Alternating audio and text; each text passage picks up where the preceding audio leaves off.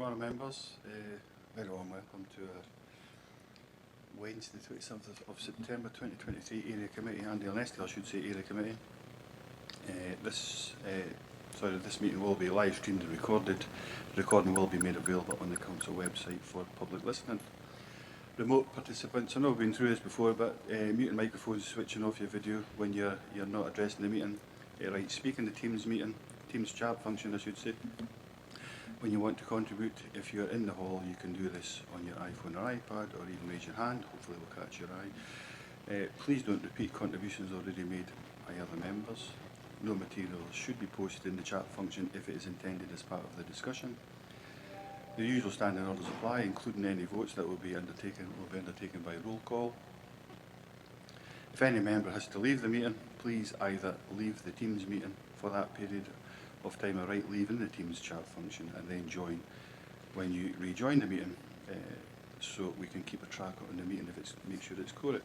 All members should speak clearly and directly into the microphone when making contributions, and when referring to reports, please provide reference to the relevant page and paragraph to allow everyone to follow.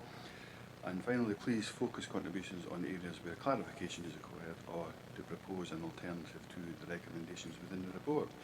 Item 1 on our agenda today is, Tracy, I think you can provide us with the sentence apologies, indicating who is participating remotely, and any apologies, please. Thank you. Yes, thank you, Chair. Good morning, members. We've got 9 members present in total.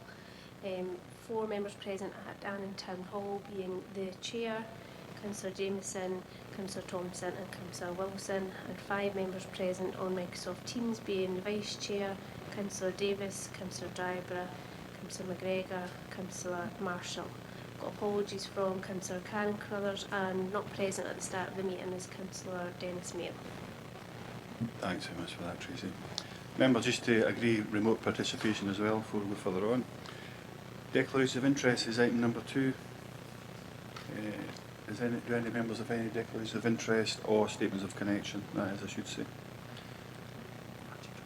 Councillor Driver, Archie. Yeah, thanks, dear. Statement of connection in item 7 for you start recycle. I volunteer there on a Saturday, but I don't think it's enough to allow me to leave the report. Thank you for that, Archie.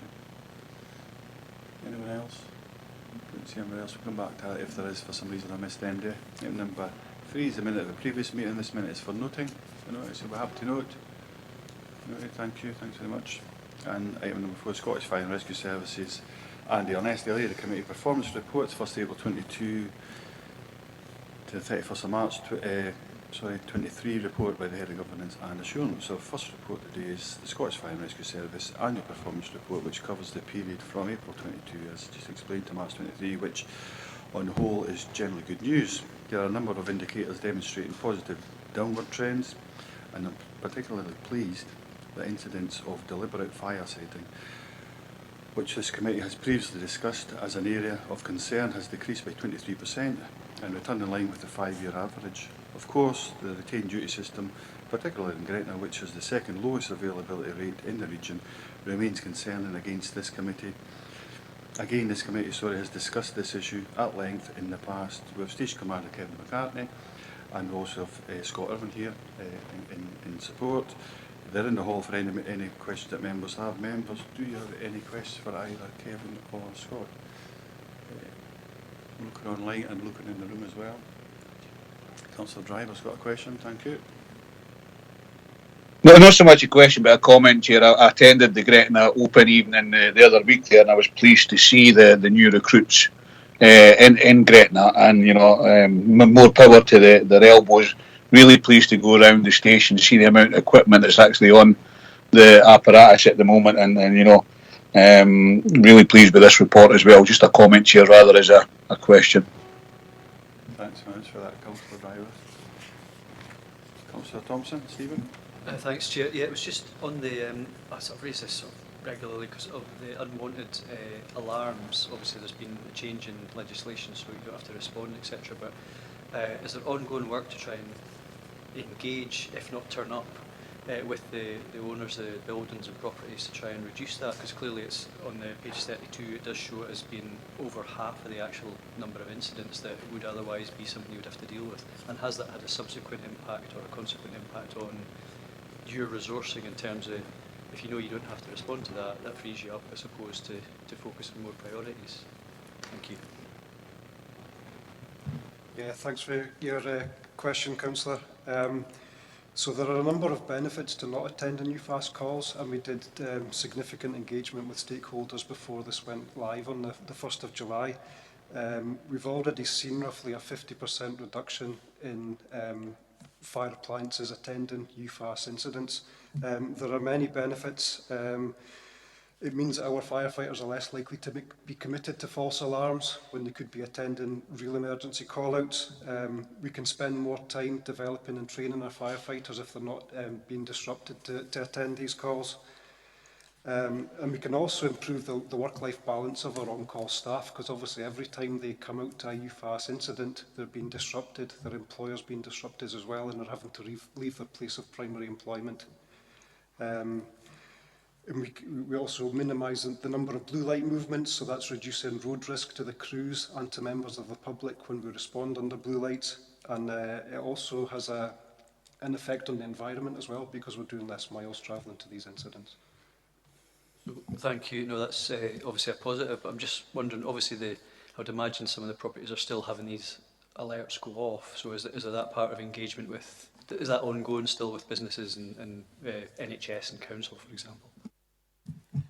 Thanks, Councillor Thompson. Yeah, just to answer your point, yes, we still have a process where every premises that has a UFAS or an unwanted fire alarm will be investigated. So if you have more than one UFAS incident, you will receive a phone call from our fire safety enforcement team, and the purpose of the phone call is basically just to ascertain the facts why you've had more than one UFAS call. Obviously, what we're looking to do is we have a policy in place, but actually what we do locally is we engage with the duty holders before they meet a threshold. We have a target of, a set target, but we as a local area will go in and have that dialogue with duty holders before they even reach that threshold. So we're really on the front foot trying to engage with duty holders, understand why they're having false alarms, and then obviously make recommendations. So, because obviously we're trying to minimise the impact on crews. So yeah, that process is in place and has been in place for a number of years. Yeah, no, thank you. And are you allowed to name and shame the worst culprits, or so we can maybe sort of help encourage them to address these underlying issues if there's ones that are repetitive and sort of systemic, if you like? We obviously, as a local management team, keep a record and we track the worst offenders. So we have that information on record, so we can engage directly with them. So that I wouldn't share that with the general public, but we have it internally for our own audit and scrutiny, so we can evidence that the engagement we've had.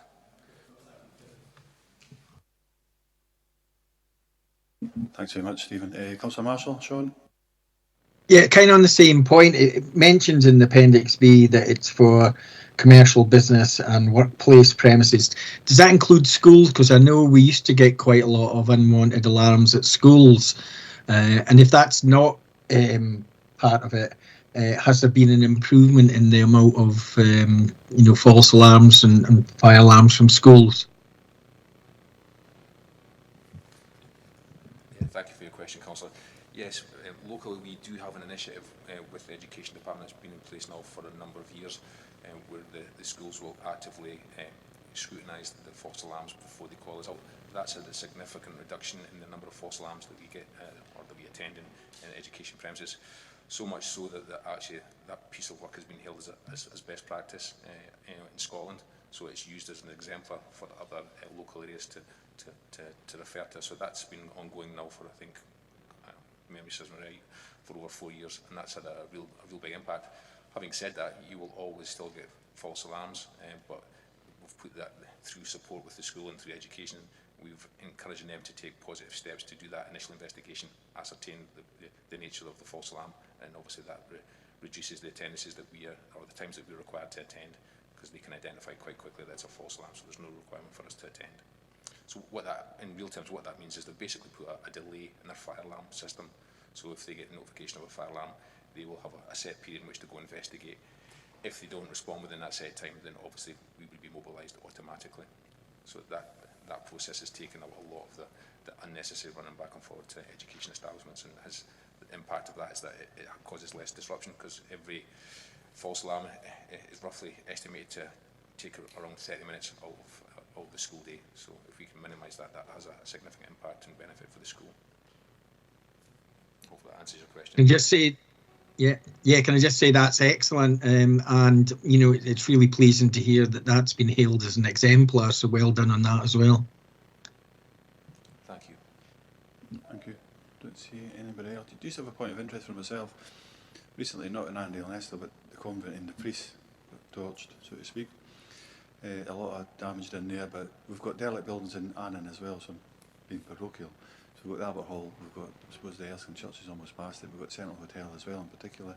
Just from an educational point of view, because there seems to be, I've had some complaints in regards to the Albert Hall in particular, potentially kids starting fires and such like, and that risk that's there. From an educational point of view, how do you address that yourselves, I suppose, because it's from youngsters the complaints coming towards, being put towards on it? Yeah, thanks for your question, Councillor.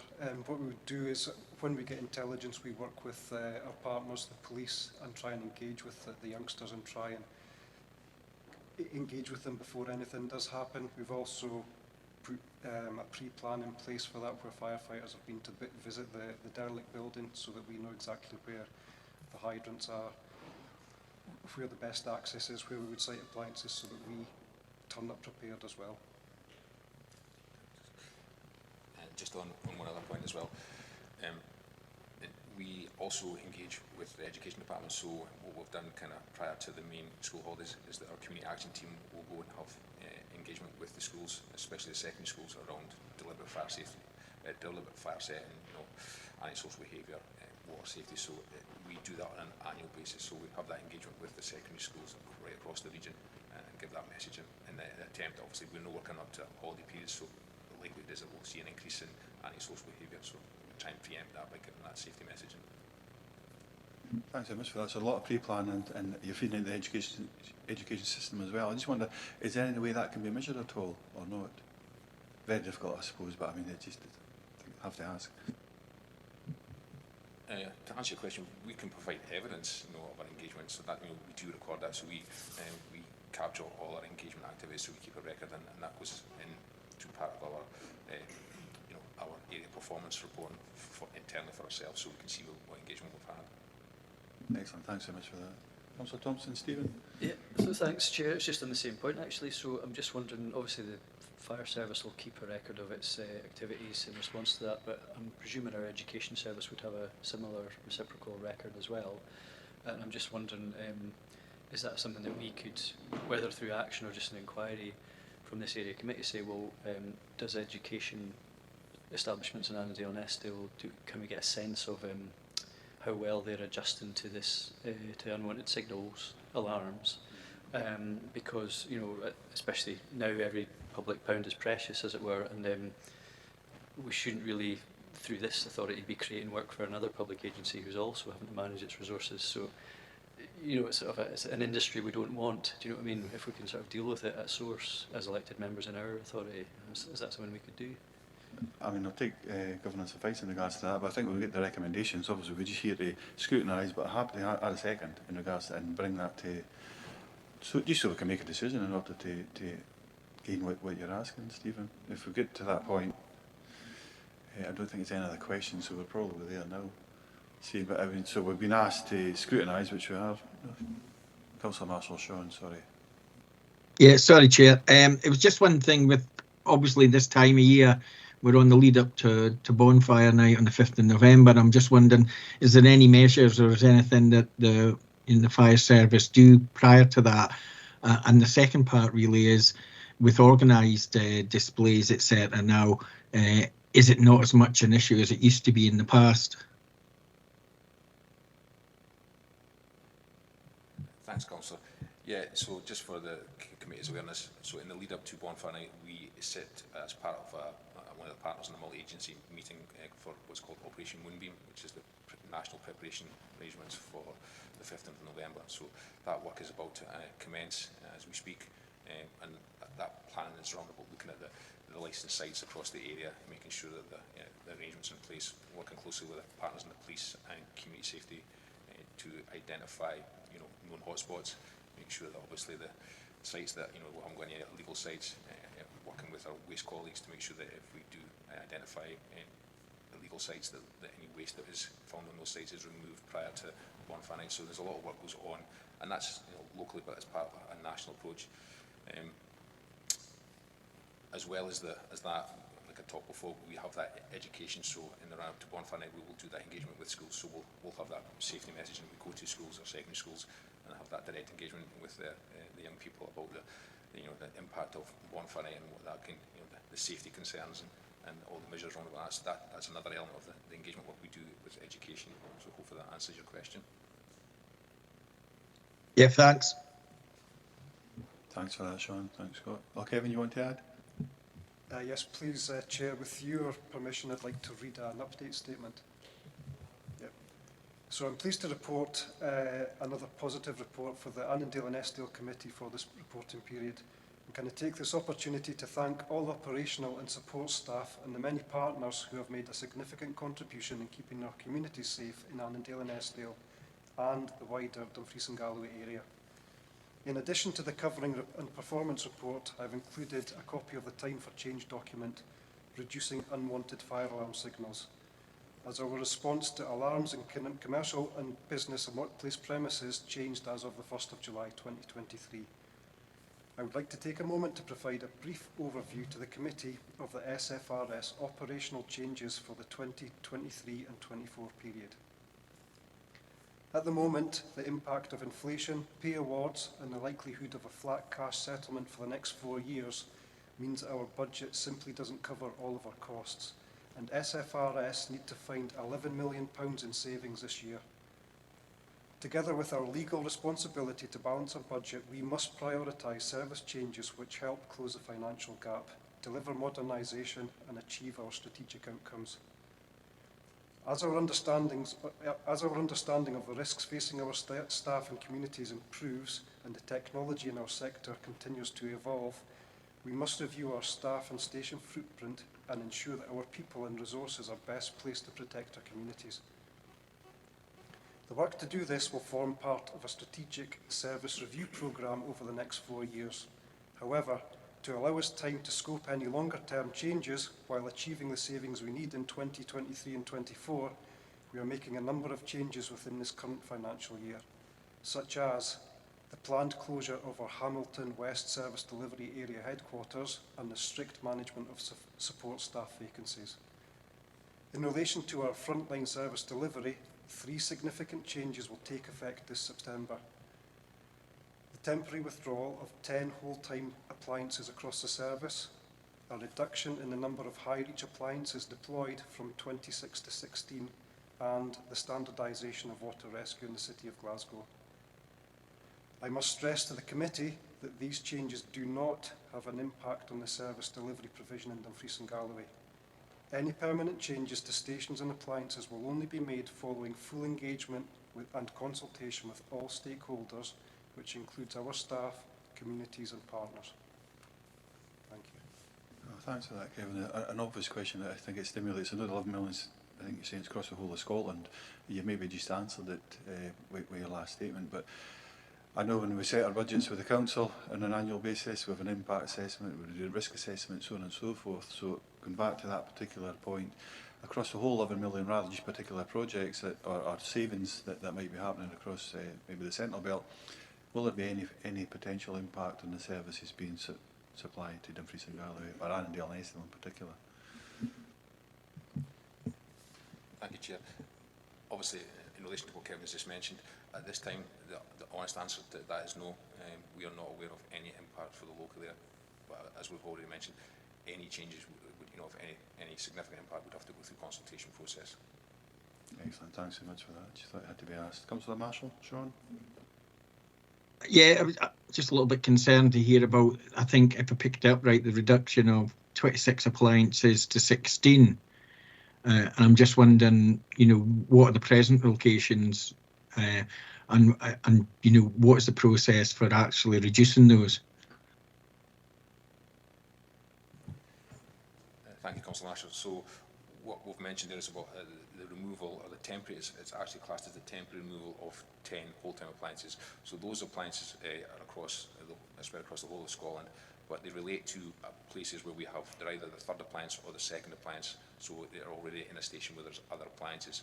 So what the service have done is they have looked at the data that's behind that, they've looked at the level of operational activity, and they've made a decision that actually we can still within the required time frame provide a response. So the stations that have been identified have been through a form of process to identify that they are will have the least impact by the removal. But I must stress at this point that removal is only temporary and is subject to review.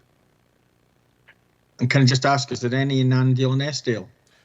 No, there's none within the Dumfries and Galloway area at this time. So Right. What we're talking about is the removal of 10 appliances across, predominantly across Glasgow and the east of the region, so into Fife, Dundee and those areas, but there's nothing in the Dumfries and Galloway area at this time. Thanks for clarifying that and giving that a reassurance. Thanks. Thanks, Sean. That's why I asked my question as well, because I thought it was mainly the central belt you were talking about rather than Dumfries and Galloway. I can't see that name. Councillor Driver, Archie.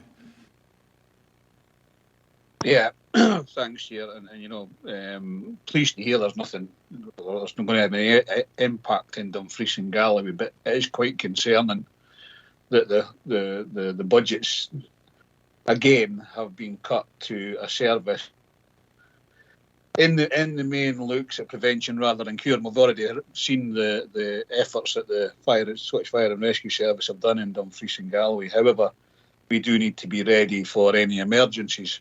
I'm pleased to say it's not in Dumfries and Galloway and in Annandale and Eskdale, but I think, Chair, it might be appropriate that we write to the Scottish Government saying we're you know, pretty, I'm trying to think of the right word here, pretty interested to see what this effect actually has on the Scottish Fire and Rescue Service. We are very much against any budget cuts for the Scottish Fire and Rescue Service, but it's just to find out. And again, everything that SFRS says will be risk assessed and all that sort of carry on. But I am concerned that these cuts will have an effect on us eventually, rather as just now. Thanks, Councillor Driver. I'll probably ask for Governor's advice in regards to that. I would have thought that's probably more aligned to the Communities Committee or a more strategic committee rather than the Area Committee, and that's why I asked that particular question actually was what impact will it have on, I did say Dumfries Galloway, but in particular Annandale and Eskdale, but we've got clarity is none at all at this moment in time across the whole region, and we're also focusing on Annandale and Eskdale. But Trace, I wonder if, because I think Councillor Driver was making a valid point, right, if there's £11 million worth of savings to be had, what impact will that have, and are we actually against that in real terms? That's a decision the council could make, but I suppose my question is this the appropriate committee, would that go elsewhere?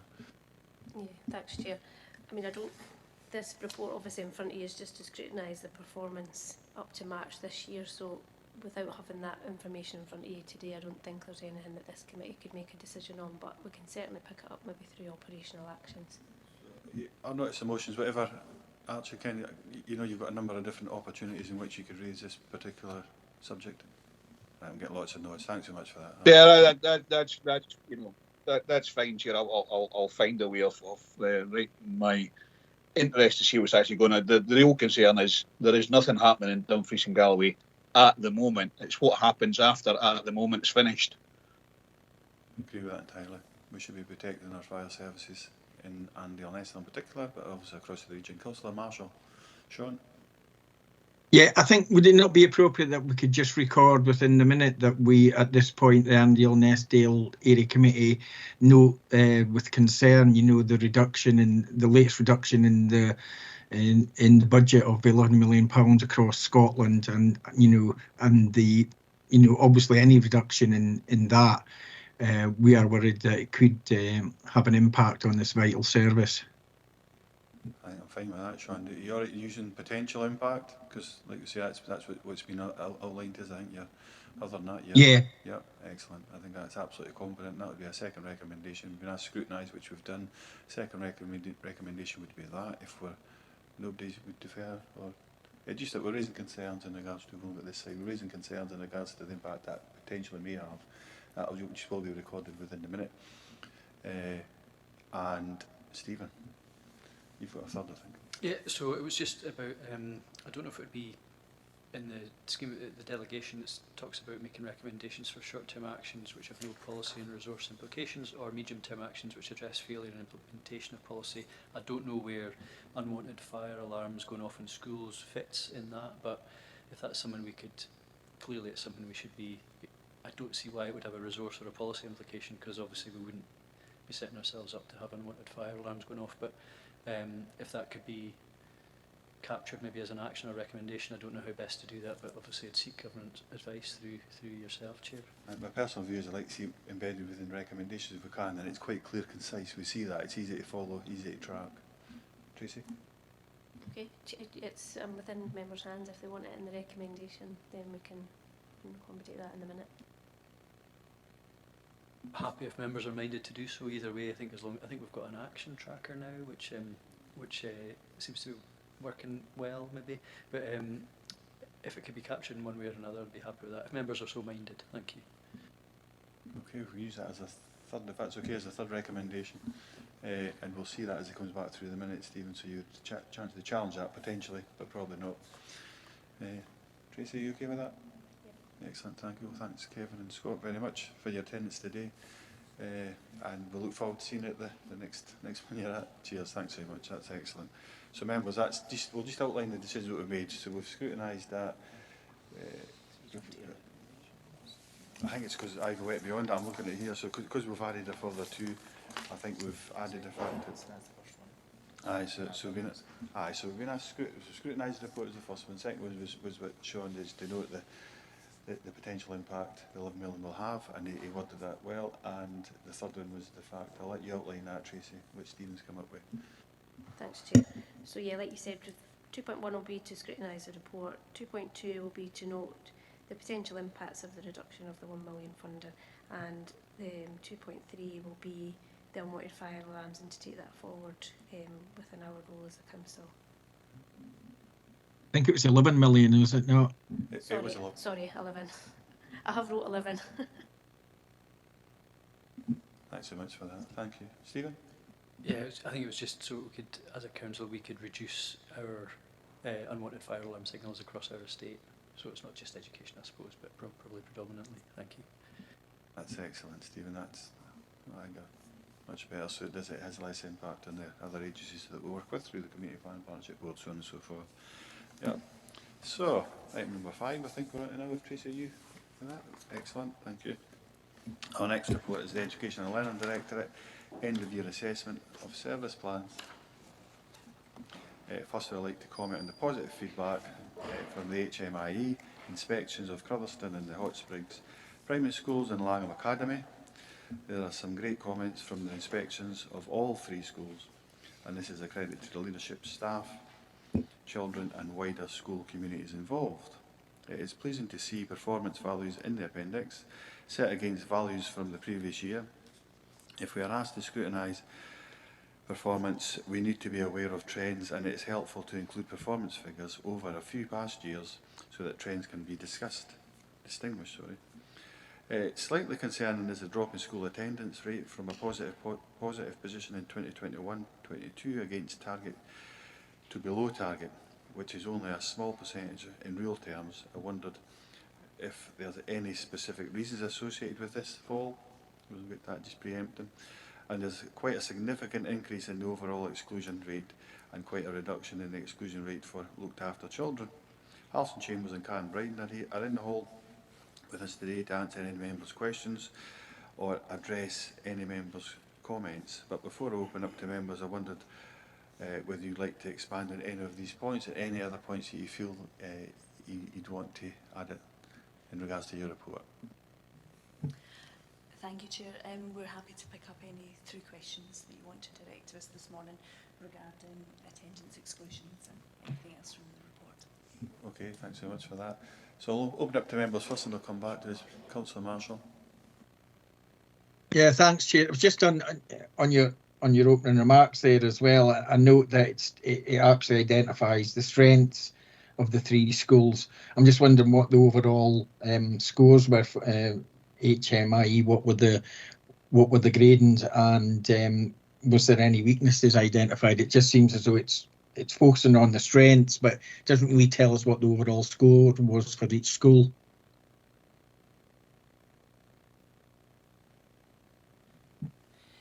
Thank you, councillors. So in terms of the gradings, of course, that's only part of the story, so therefore they are published along with the reports that come out. Every school, of course, we do focus on the strengths because there's a lot of work goes into the HMI prep and inspection, so therefore there's a lot of strengths that we want to recognise. And of course, every school, there are areas for improvement. So the document that is then sent out and published is a summary of findings which all schools work towards. So therefore, I do not have the grades in front of me at the moment. But we can certainly get them for you. Yeah, that would be great, and potentially know in future reports if we could have the grades with any of the schools that are inspected by the HMIE, please. That can be done, thank you. Thank you. We've got Councillor Drybert, then Jimison. Yeah, thanks, Chair, and thanks for the report on the inspection. It's about the inspections actually that I want to focus my question on. We have seen, nationwide that it's a very stressful time for head teachers getting ready for HMIE inspections, and with really devastating effects in some cases, especially down in England. I'm just wondering what support is available for head teachers before, during and after the inspections. Thank you, Councillor, for that question. So as you can understand, the HMIE inspections were paused during the time of COVID, and so their last year was the first year in which HMI started to re-engage with schools. So across our Dumfries and Galloway, there was 10 inspections throughout the year, and part of the preparations for inspections annually, every September, we try to recognise schools that perhaps may be part of that process within the academic year.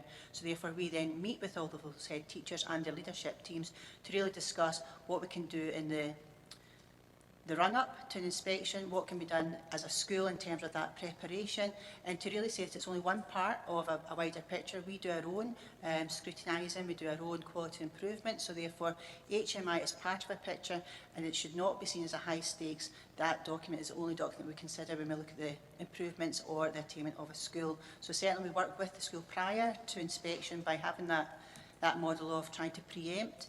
Then, and when we are notified of an inspection for a school, we have what's called quality improvement officers, who are link officers, and they go in to support that school with any documentation that has to be sent to HMIE before they then arrive in school. Then throughout the week we have a link officer that works with the head teacher, and that is really about the head teacher's well-being and the staff's well-being, making sure that they have all the support that's required along with HMIE. And then again, after the inspectors have left the building, as to say, the link officer would then work with the head teacher to ensure that any recommendations, any areas for improvement are then worked through a plan. Thank you. Thank you. Thanks very much. Councillor Jimison.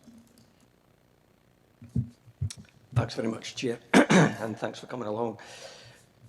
Also, I'm really appreciative of the fact that there's an Annandale and Eskdale area committee, and you've actually been very kindly looked into what is specific to Annandale and Eskdale in terms of education. That's a really big help to us, because the whole notion of having area based is to look at our schools rather than schools and education further afield. So thanks very much for that. And I know it's just a starting point, and being the Oliver Twist that I am, I'll can ask for more granular stuff as we go along. I was particularly taken and shamed by the fact that I didn't realise Annandale South was one of the lowest SIMD areas in Scotland, never mind Dumfries and Galloway, and I hang my head in shame. I didn't know that. Hence, our group talk very specifically about closing the attainment gap, getting it right for every child in positive destinations, and I know that's something that the Education Department care about a lot. And before I go on, there's more going right and wrong in schools, but what I want to target is the specific challenges that might be facing Dumfries and Galloway, more particularly Annandale and Eskdale. And the SMID figures are something that identifies that we continue to have problems with achievement with children from poorer backgrounds. There's a lot of evidence and stats, and I've got a whole pages and pages of the damn thing. So I'm always saying stats need context, and more than ever they do. But in one of the latest Scottish Government league tables, 3 of the Annandale and Eskdale schools are like 259, 275 out of 340. And that's purely an academic achievement. And it's to do with 5 hires with over 2 years. So that's very much academic, but it does lead us to ask the question why. You know, the Lockerbie Academy and Annan Academy get 26-27% of their children leaving school with 5 hires. Whereas other schools in Dumfries and Galloway, I've got twice as many children achieving 5 hires. Now, it's very complex. There are a lot of reasons for it, and it's not just within the gift of education, but it's something that would be really good to look into. I mean, Moffat Academy obviously has got a different demographic, but they have more than twice as many children getting 5 hires over 2 years. It's not just the 1 year dash, it's over 2 years than Annan Academy. Now, is there ways that we can improve the performance of Annan and Lockerbie? And that's not to deride both these schools, because I think they're fantastic people in there, but how can we help the young folk to aspire? In Dumfries and Galloway, 75% of the highest SIMD get 1 or more higher. 18% of the lowest 20% get at least 1 higher. That's something I think we need to be looking at very, very seriously as a council, just to see what are the reasons, and that's one of the things I would like to ask. What are the reasons, what are the identifiable reasons for that? I don't believe it's poorer teachers, and I don't believe it's just that the kids are less able. What can we do better? Because again, from the poverty report that's come before full council, it does indicate a lot of challenges to poorer areas, and it's what we can do to help these children, how we can get it right for every child. And it's hugely challenging, but that's what we're here for, to address these challenges. I think there's a relevance in page 64 of the Annandale and Eskdale paper. It shows a reduction in young people going on to higher education in Annandale and Eskdale, and more going directly to work. The further education has stayed relatively the same, and I'm not for a minute saying that higher education is the be-all and end-all, but it's very significant that there's less people from Annandale and Eskdale going to higher education. There's less people getting SCQF level 6 hires. Is it lack of aspiration? Is it their peer pressure? Is it? I always say, I know from my own village of Eastriggs, from my own kids went through, very few of these young folk went to university. And I know that because my kids' pals didn't go. And they went. You know, is that just family background? Is it lack of aspiration? Is it lack of confidence? Whatever. But I think it's something worthy of looking into from an Annandale and Eskdale perspective. And it's by no means a criticism of any of the schools or the efforts of anybody. But can we do better to get more kids with the qualification and the skills? I'd like us to look into how many, we're increasing the number of children that are going direct to work. Are they going direct to work? Is that a positive destination in itself, or are they getting further training to move forward in their lives? Now, it's a very general question, but what can we do better? I don't expect you to answer it all now, but it's something that clearly the stats tell us that we can do better for these children. It's how we do it. That is a huge challenge. It's not just a challenge for education, it's a challenge for us as councillors. I'll leave it at that. Thank you, Councillor Jamieson. I think one of the questions in there was how do we inspire, and then what is the answer to that question, and what should we do differently within Annandale and Eskdale, and then of course wider to Dumfries and Galloway. You actually answered part of the question yourself by saying there are many aspects to it and it's multifaceted, so therefore it's how do we start to tackle that. And it's a bit like the analogy of when you want to eat an elephant, you eat it chunk by chunk, you can't just do it all at once, but there are lots of different parts to the answer. So therefore we have to look at where we are with attendance. We have to know where our poorest areas are. We need to know what are the job opportunities within the area. We need to know what are the preferred routes for young people, because we don't just sort of put them to the point of, right, okay, what do you want to do? It's about asking those questions much earlier on. It's about making sure that we have those pathways in place, whether or not that is direct to work, whether it's further education or higher education. We also have to look at the options and coursing. So what do the courses look like in their schools within their senior phase? Are they all still directed towards hires, level 5 and level 6? Or are they looking at that wider option in terms of foundation apprenticeships and other opportunities? We also need to go back and revisit the skills agenda in terms of 4.0. What are we doing in terms of meta skills within that broader general education, within S1 to S3, because it's not, or even from primary all the way through to S3, because it's not just about waiting until S4 to make all of these decisions. So it's a multifaceted answer to what the question was about how to inspire. What I would give you reassurance, I would give you council reassurance, and every other council, is that we are absolutely working. We know where our gaps are, we know where they are within areas, but we also know within schools, and we also know in that wider context. So we are trying to do a number of things to ensure that we understand our data, we know what our data is telling us, so therefore we can have that agenda for improvement. So we currently have two strategies within Dumfries and Galloway's Education Learning Directorate. One is the framework for inclusion, and the other one is the framework for improvement. And that's absolutely trying to look at all the different parts of the jigsaw to ensure that we're trying to make sure that every young person is getting the right advice at the right time, they're getting the right courses that suit their needs, and that we're really trying to ensure that what our data tells us then informs what we do to ensure that young people, all young people, are getting the best opportunities. You noted about the higher education and there are fewer young people going towards higher education. That's not about perhaps not being aspirational, or that higher education has changed. It's not about always going off to university now. There's a lot more opportunity to do online learning. So for some young people, that therefore has made decisions differently. If they felt they were going to university to then do online learning, well, what was the point of then going to university? Because it wasn't always about just going to the lecture hall and such. In terms of further education, there is much more opportunity now to do further education, and you're absolutely right to acknowledge that there are more young people who are choosing to go into work. Now we know that's perhaps for some because of poverty, because of that it's about earning a living, but also we don't just look at initial destinations when young people leave school, we look at sustained destinations. So it's about what are they getting once they're in that place of work. We work with our colleagues within the DYW chambers as well to ensure what are the pathways for young people that want to go straight to work. So it was quite a broad church of a question, and it's a broad church of an answer, but what I would say that through the quality improvement framework and through the quality for inclusion framework, that we are absolutely trying to acknowledge everything that's going on and using our data to inform what we are doing as an authority and then what we're doing in schools.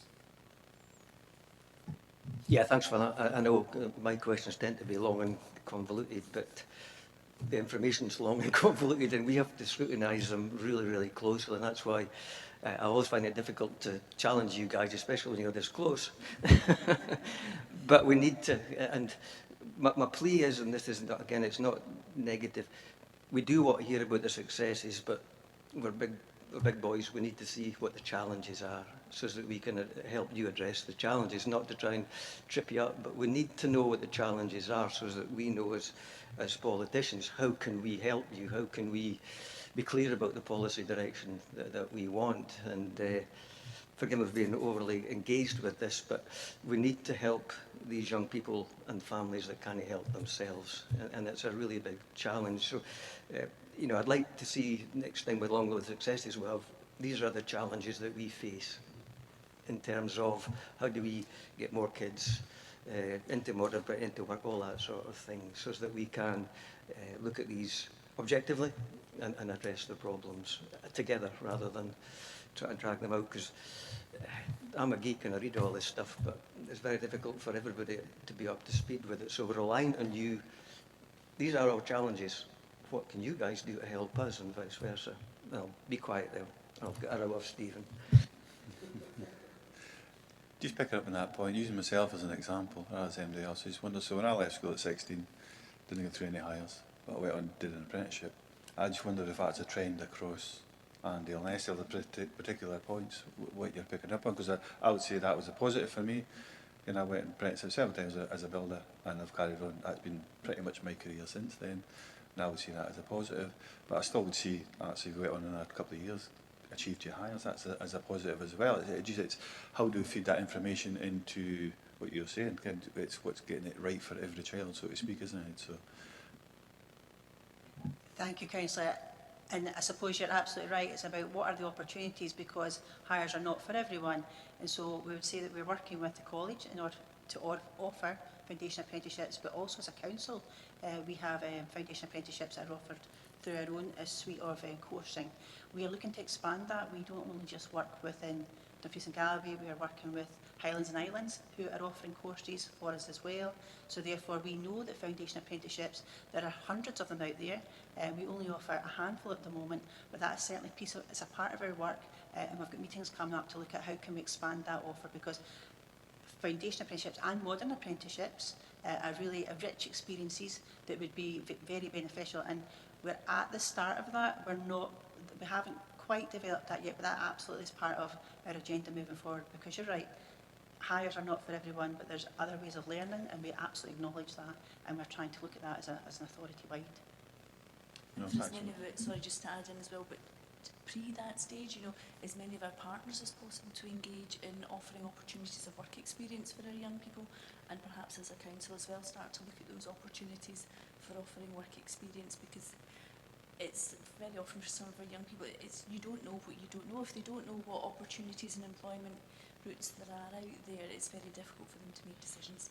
And just to pick up on that point again, so currently, for your own awareness, this week is NHS Work Experience Week, so we are part of NHS Huddle, which is Dumfries and Galloway, and so therefore I think there are 75 young people across Dumfries and Galloway who started a work placement presentation on Monday. They've now been out across NHS, and it's not just about medics and nurses, it's about the whole breadth of NHS and what it can offer, and then they'll come back on Friday to the bridge to do their presentations of what they've learned.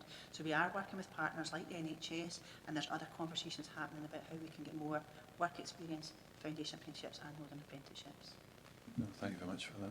George, I think you want to come back in? Yeah, just very quickly, I agree with all that, and I do think that schools have got an awful lot to do, but I was involved in the Land-Based Learning Commission, and the survey that the Scottish Government did, well, a university did, was that 50-odd% of a career advice still comes from teachers, and not SDS, and not developing the young workforce, so it's something that we can probably build on. And on the subject of university, you don't need to go to university to do a degree, as you quite rightly said, but it's an option that is maybe denied some folk in Dumfries and Galloway because they simply can't afford to do it, and that's a big issue. On modern apprenticeships, Dumfries and Galloway, it can be difficult for small businesses because of travel, because of small business having the inability to actually support young people. It's something that we might need to address with the colleges. And I know I've worked with SRUC on that very subject. If you're on a farm with 4 or 5 people and the farmer's busy, how do you deliver a modern apprenticeship? And there is ways and means to do it. And that would go across to all the small businesses that we have. How do we support employers to help train the young people? And that's about educating the young people in terms of life skills, but also the employers in what a modern child actually looks like and acts. So I think that there's real potential to move in that. And just on those 2 points, what I would say, we do education work with the Chamber in terms of how to have those links, and equally we're also doing a piece of work with how we can look at what is the further education offer within Dumfries and Galloway to keep young people in Dumfries and Galloway, because we do have links with the University of Glasgow, we have links with UWS, and so we're trying to broaden what can be offered to young people to stay in Dumfries and Galloway but still to access that higher education. No, thank you very much. Councillor Thompson, Stephen. Thanks, Chair. Yeah, so I've got a few questions, but it's just linked to page numbers in the report, if that's okay with your indulgence, Chair. So page 49, it looks at exclusion rates, which is a positive because it's gone from 105% to 50% or something like that. So, wow, what was done differently, and how can we actually improve on that again, would be one question. Similarly, on that same page, it's got the percentage of pupils attaining 5+ awards, and this is maybe back to what's discussed just there. You know, there's lots of ways of getting positive outcomes. You don't necessarily have to get those types of awards, for example, but yeah, it is one of the things we are measuring. So are we measuring the right thing, would be the question, and also even that has fallen from the year before against the target.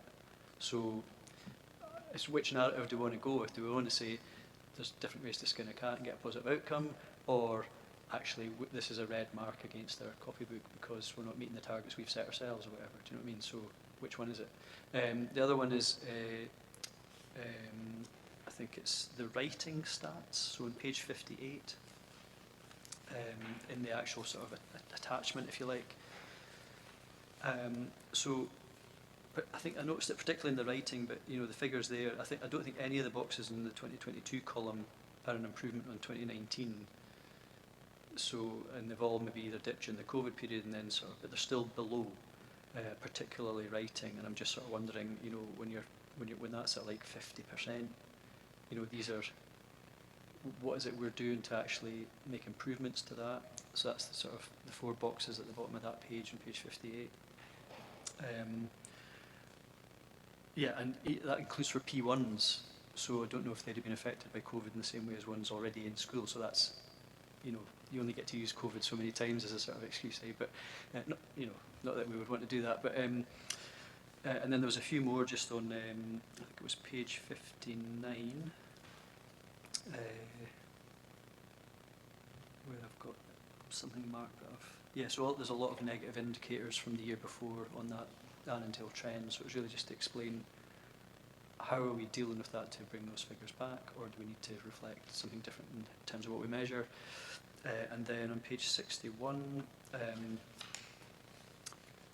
so there's the improvement attainment for S4 and S6 leavers. Clearly Annandale and Eskdale seems to be higher than average than the region as a whole, which is a positive, but it's still not at the, I think there's an expectation that in terms of C4E you would want it even higher still. So while we're ahead of the game in the region, are we actually ahead of the game comparatively nationally, so for example? And then in the, let's see, sorry about this, yeah, page 62, improving average complementary tariff points. Obviously, everybody will know what I'm talking about when I go to the pub and say, do you know what though, we've improved our average complementary tariff point. Right, so there's something about the language there. So the insight tariff scale places a notional point value to attainment so that schools and local authorities, blah, blah, blah. Now, as George was sort of saying, it is quite complicated to get into understanding, well, is that, I don't even know if that's good or bad. So the lowest 20%, the middle 60%, and the highest 20%, it looks on one sense, oh, the bar's higher, if you're just looking at it for one of them, but lower for the other. Is that good or bad for the ones that are higher? Do you know what I mean? So I'd welcome just a sort of, what do you call it, dummy's guide to that. And then I think further on there was a, was it the last page? Yes, so the leavers destination by type on page 64. There's a couple of things there again touched on, like where people maybe are going into employment rather than higher education or going into training, which all of those are good things, you know, if they're sort of positive destinations. But I think it was what explains the difference between 32% or 33% say going into higher education locally from Annandale and Eskdale and 41% nationally. That's quite a big percentage point difference, and it's even lower than the regional average as well. So that would be one. And similarly on the training, and you were talking about training there with, as part of your answers previously, Annandale and Eskdale is like less than half the national and lower and way lower than our local average. So I'm just sort of wondering how much you would read into that. And I appreciate year on year those figures do change. They're quite variable, you know, but it was just to get a picture about that. So that'll do for me, thank you. So hopefully that's clear enough, thank you. You've got until midday to answer. Thank you, Councillor Thompson. I'll start with your point at the beginning about our exclusions for looked after young people. So last year we introduced a suite of protocols for schools to support our care experience and looked after young children. And one of those protocols is that any exclusion or where a school is considering an exclusion, should I say, of a looked after pupil that has to come through the central team. They have to have a conversation at senior level to discuss the reasons behind the exclusion. And there will be some instances where an exclusion is the appropriate action, because of course the purpose of an exclusion is either to create or to amend a plan that's in place for a young person to ensure their safety and well-being and participation in school. So what did that number look like? It actually was 4 separate looked after young people were excluded for a total of 19 days. So that was a very positive statistic. We were pleased to see that one. Again, we were pleased that our exclusion rates were down overall, but as I'm saying, that suite of interventions for our looked after children has impacted on that one. Alison, do you want to move on to the writing? So the writing, the CFE writing levels, as you said, they have gone down. It was probably one of the most difficult areas to get children engaged during the periods of school closure. Various factors, the length of time, the amount of teacher-led work that happens in writing, so that was not a surprise to us that statistic was lower. We are in the process of setting our stretch aims as a local authority. Every local authority is required to set a set of stretch aims now going forward to Scottish Government that are aspirational. Writing is a focus area for that, but what we are doing as a local authority is we're taking part in the SIPIC writing programme, which is particularly targeting our young people in primary 4 and primary 5. So the first cohort has begun, and that work is being undertaken just now, and then the next cohort starts again in February as far as the writing. For yourself, Chair. So I think there was obviously a P4, P5. I'm sort of concerned that the P1 level so low, sort of on previous years. So I think that was what kind of thought. You know, sometimes I think, well, if you don't get people early, then you know you get more bang for your buck the earlier you intervene, sort of thing. Yeah. Again, so our primary 1 pupils in 2022 were the ones that had that interrupted experience in their early years in nursery and N4 and N5 due to the school closures. So again, there is that focus in the primary 1 classes on writing and early literacy skills.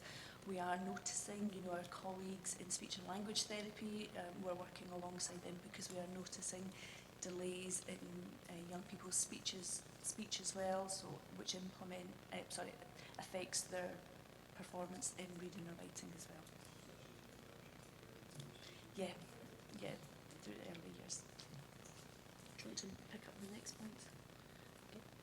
So then coming on to your next points, in terms of the data that we report on, that when Councillor Jameson spoke about where we are in league tables and such, unfortunately that's what we're still measured by, and so therefore there are other measures, and you're quite correct to say that it's what are we measuring and why are we measuring that. That's because that's the national sort of the measurement, so therefore that's where we are. I do acknowledge, however, that when it comes to the pub chat regarding tariff scores, a ready reckoner would be very helpful, and quite often before I come to any of these meetings I print out my ready reckoner because I know in my head that so many points for a National 5A or a National 5B, but of course it would be helpful, so that's something we can action, because every level and every grade within the level can actually be a different score, so therefore I absolutely acknowledge that a ready reckoner would be useful for that.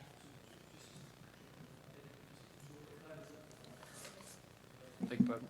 Yeah, so if I was looking at that first table for the lowest 20%, where it's got the 2022 figure, Annandale and Eskdale, and it's way up there above 200. Okay. And then what does that mean? Because comparatively it's higher than the other two, the regional and national. And then what's the difference between that and the same year, with the points being lower than the other two for the highest 20%? So I don't really know what so that means. So sorry to interrupt you there, Councillor Thompson. So it's made up of the suite that the young person has gained. So therefore, for every qualification, so when they get their SQA qualifications, if it says 5 national 5s and A, B, C, D, that will all accrue a different pointage.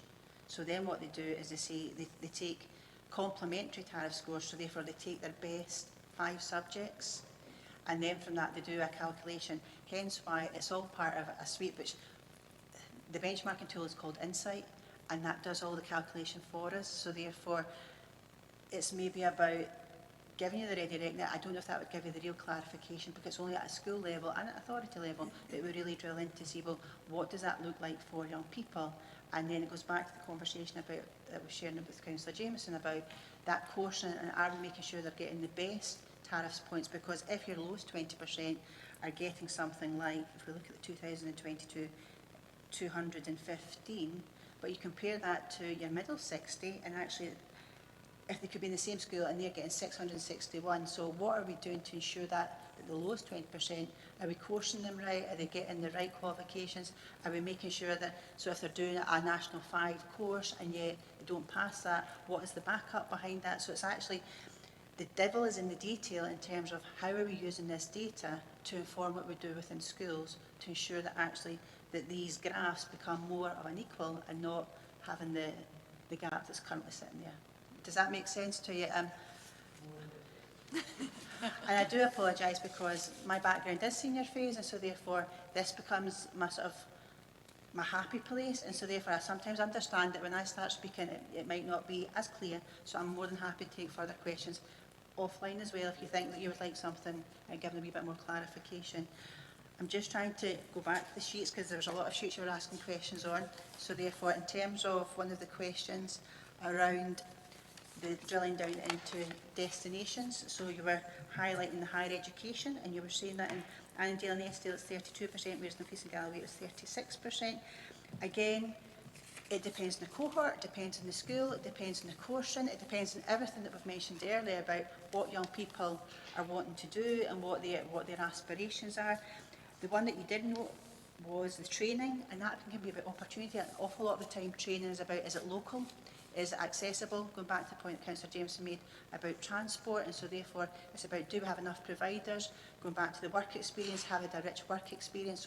So all of that is the variables that make our statistics, which can change from year to year. But what I would say is that within schools, we know that schools are important places for making these choices. We do work with SDS to try and inform the choice, but every school within Dumfries and Galloway has a developing young workforce coordinator who is a teacher, so therefore they're also having those conversations. I think the other point was that the difference between 32.9 and 41.3, so the national is like 8.5 percentage points difference, which looking at the previous years, even taking into account the fact there'll be variations between schools and cohorts, etc., the trend has been for that gap to widen. So I think over the last few years, so apart from 2017-18, it's maybe 4 points, then it's 2, then it's 4, then it's 5 or something, and then it's 8, 8.5. So I'm thinking that, that seems more like trend information rather than just a kind of, well, it could be this school or that school. Do you know what I mean? So it's what to read into that. It's whether or not you look at it as a spike or a trend, and so therefore there are fewer people choosing to go to higher education because the experience has changed. So again, going back to pre-COVID years where it was you went off to university, so therefore, and you stayed there and you had your lectures there, whereas because there has been that shift in terms of a lot of it's online learning, then that has perhaps put a number of people off going to university. Also that because of the experiences that COVID has shaped young people, a lot of people have opted not to go to university and do something else, to have those experiences that perhaps they then pick up later on. I think what I would say to that was I noticed the trend seemed to be getting wider before COVID. So I think that was kind of, and then it's sort of much more markedly different. But maybe again we can pick that up offline because you have kind of answered that twice. To be fair, thank you. Thank you. Thanks very much. And George is voting back in. George. Councillor Jameson, yep. Just picking up from what Stephen was saying there, I do think we need to look closer at that. Is it aspiration? Is it your family never went to university? All these old things that we know about, but there's definitely a cost element here. And it seems unfortunate that folk in Annandale and Eskdale feel they can't afford to go to Glasgow or Edinburgh or St Andrews, and they've got the ability to do it. The second thing is, I think, encouraging, you'll know better than I do, and I'm stepping on your expertise, hires over 2 years can give young people the opportunity that maybe got less support out with school and all the rest of it. That could get them the hires that they needed. I think there's lots of ways we can look at to raise the confidence of young people to get the qualifications and the confidence to go away from Dumfries and Galloway to study if that's what they want to do. And it's not just down to education, I totally agree. It's about supporting children and getting the hires, getting the quality and the confidence to go away, and then finding the means to financially support them. The second point I would make very, very quickly is we do need to change the way we assess schools. It's totally unreasonable and unfair to have all the top schools with massive hires and all the rest of it, and we ignore everything else that schools do. So if we can move that forward, then so much the better. Last one, Ian, this is a hobby horse of mine. There's children that can't get into school because of various things, anxiety, such. We know that digital learning is coming on stream. We know that Langham's an outlier, and is a wee bit of an outlier, and the distance between Moffat and Langham, etc., are a challenge. So the two queries I have is, how can we support children who, for whatever reason, can't get to school through no fault of their own and no desire of theirs, to support them to get it right for them? And secondly, is digital one of the answers? And if so, how do we give them the additional support that they don't get from being in the school? Thank you, Councillor James. I think there was 3 questions in there, so I'll go with the first one.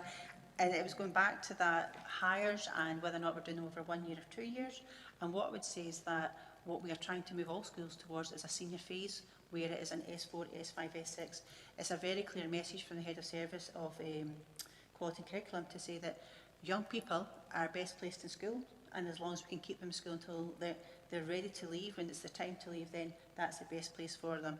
In terms of getting hires to then go into university, I would go back to the point that not all young people want to leave Dumfries and Galloway. They recognise the wealth and the support within Dumfries and Galloway. So therefore, it's not just about how do we ensure young people who want to leave can leave, but it's also about making sure we've got the opportunities on our doorsteps to ensure that we do have partnerships with UWS and with Glasgow and the Open University to ensure that they can stay at home and still access that tertiary education.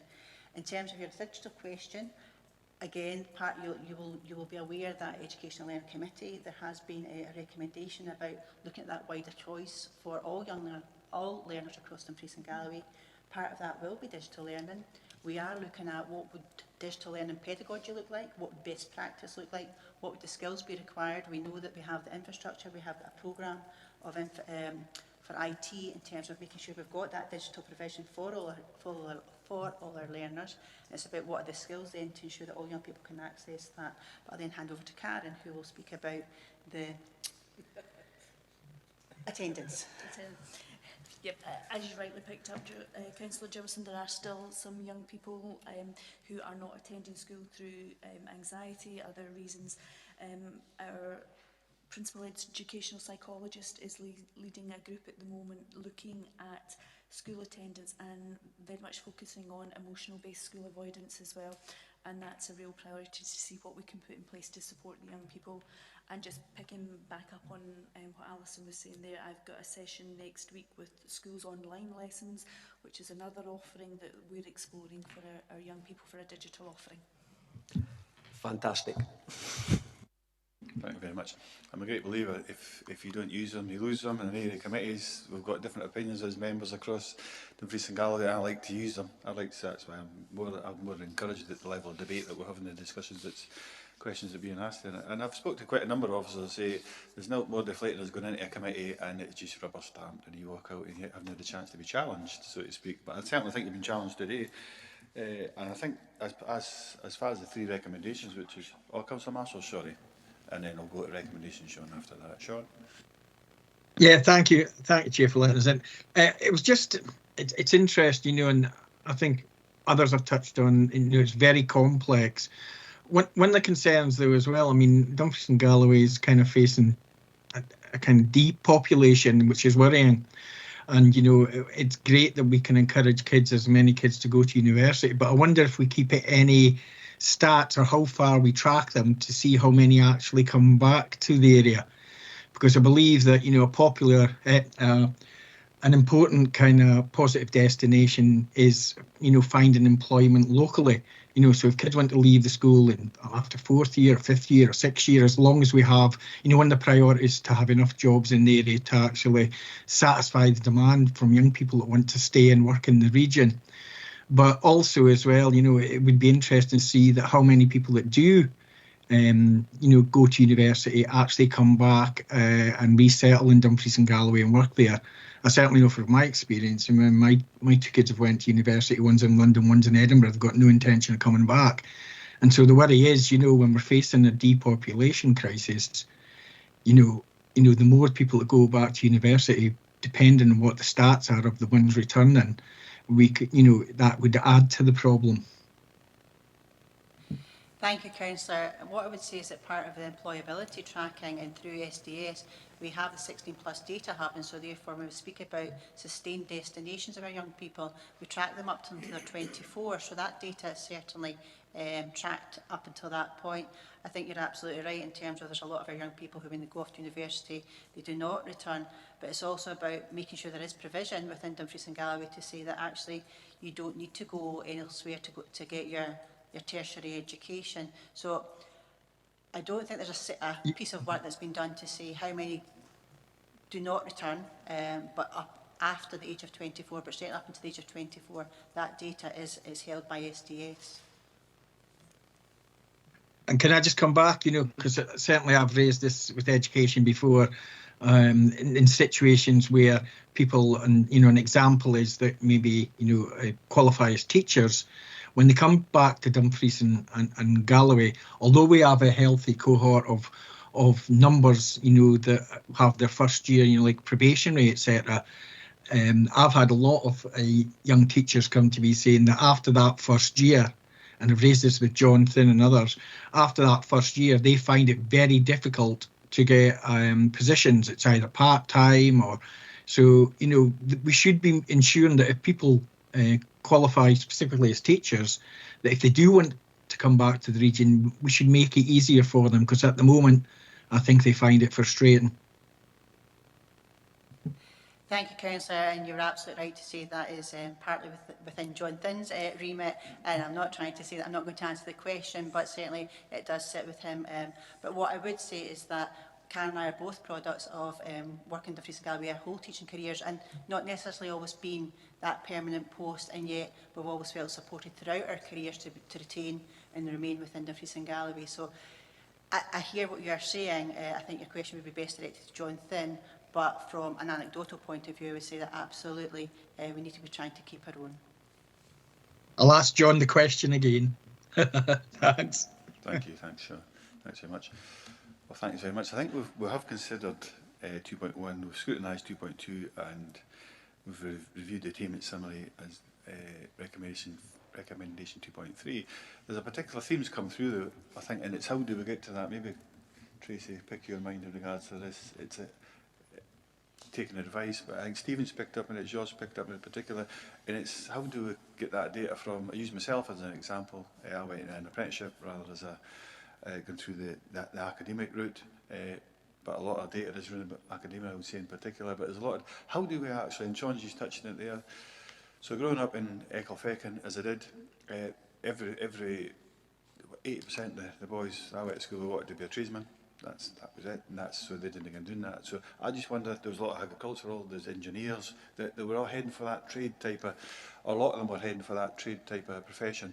That's obviously changed over the years, but I just wonder how can we collect that information, and how can that feed into a number of the questions, and how do we then get that reported back? And that's probably the point for yourself.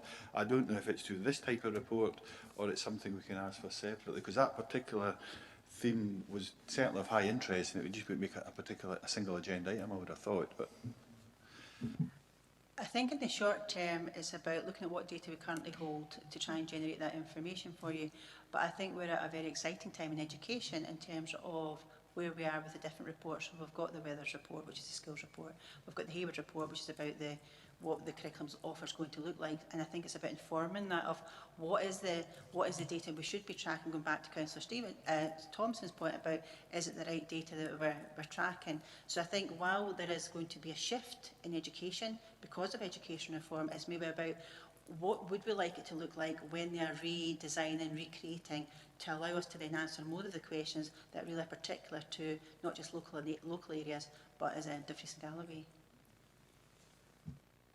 so maybe that'll be forthcoming through future reports like this, and I think is what you're saying, George. Very quick point. SDS do a lot of this work, but from my own experience in a previous role I had, they don't do it granularly enough. That there isn't enough, and we've asked for this. I know James Withers well, and we had discussions about this. It's getting local information, and one of the manifesto commitments that our group had was to have an exit interview with students that want to do that. Have they achieved what they wanted to achieve? Where are they going and why are they going there? And these are the things that might give us good feedback from the young people themselves, because big organisations like SDS, even though they've got locality, I know from personal experience, I knew a lot more than agriculture than they did.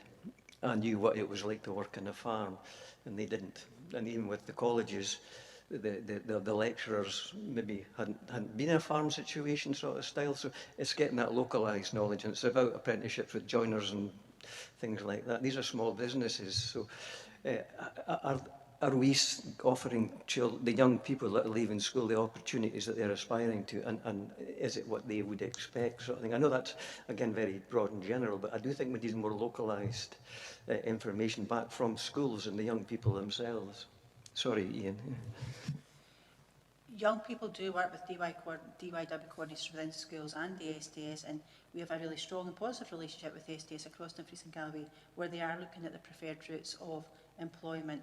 Again, it is about working in partnerships, so we've spoken about where are the partnerships, do we have local employers who want to take on our young people, what is the red tape that perhaps is the barrier to them taking on young people, because when they are working, and I do not presume to know much about agriculture, in fact nothing at all really, but I would assume that a risk assessment for working on a farm is quite different to a risk assessment working within a shop.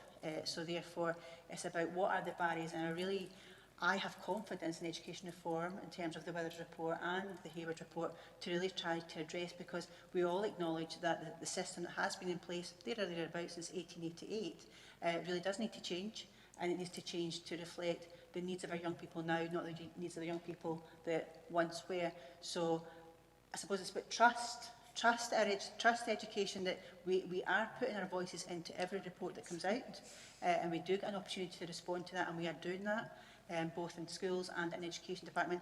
It's about communicate, tell us what you're looking for, and we can then share that, and we hear you. I also welcome in debate. I quite enjoy coming and trying to share and help you to understand where we're at. And it's also about collaborate with us. So it's communicate and collaborate so that we actually do have the right, we're trying to get it right, not just for young people, but we're trying to get it right for our young people, and whether that's Annandale, Eskdale or Dumfries and Galloway, because that's the driver for us within education. That is where our passion lies. We are teachers first and foremost, so therefore it's about that trust, collaboration and communication, but using the reports that are currently there for education reform to try and shape what it will look like in the future. And it's asking us what data we have and what data we could share. You know, if there's other things you'd like us to present in the report, share that with us, and we'll see if we do hold that data and if we're able to share it. And it's within governance. Yep. So Ian, we've got commitment here for Hayward and Withers reports, and Dumfries and Galloway we'll be the first. Okay, thanks so much for that. Just one very small point, and this is not a political thing for MD who's potentially listening, but it's obviously right now the strike action going on, it's affecting a number of schools, and I just wonder, yes, I know, or a maybe might even be an appropriate answer, but will we see that potential effect through this type of reporting?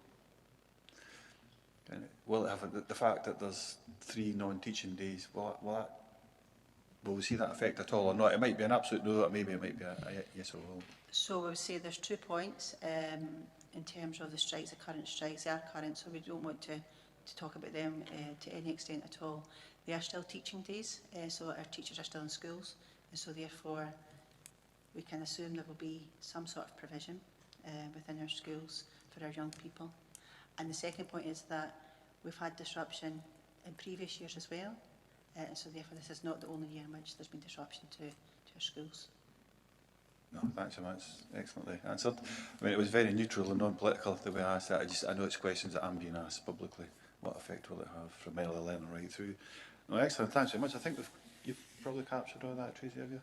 Yeah. Yeah, I've captured quite a few actions, Chair, so they'll be uploaded to the action tracker.